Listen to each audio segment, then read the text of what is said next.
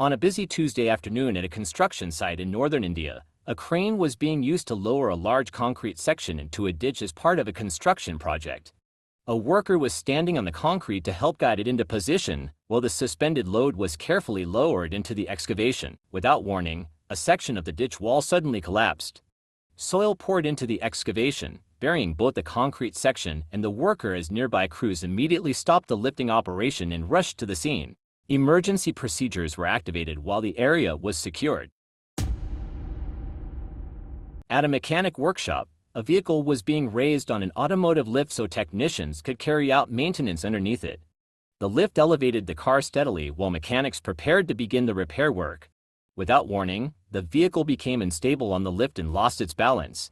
The car slipped off the lifting platform and crashed to the ground, forcing everyone nearby to move clear of the area. Work in the workshop was immediately stopped while the scene was secured and emergency procedures were activated.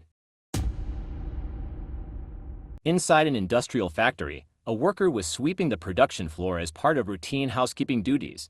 Nearby, a large metal was stored in the work area while other operations continued around the facility. Without warning, one of the heavy metal pieces became unstable and lost its balance. The massive object toppled over and fell onto the worker before anyone nearby could react. Operations were immediately halted.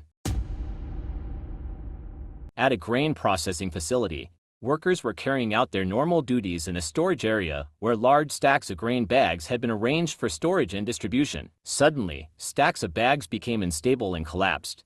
The bags came crashing down onto several workers, trapping them beneath the heavy load and bringing operations to an immediate halt. The incident highlighted the dangers of unstable stack materials and emphasized the importance of proper stacking methods, regular inspections, and maintaining safe work practices around stored products.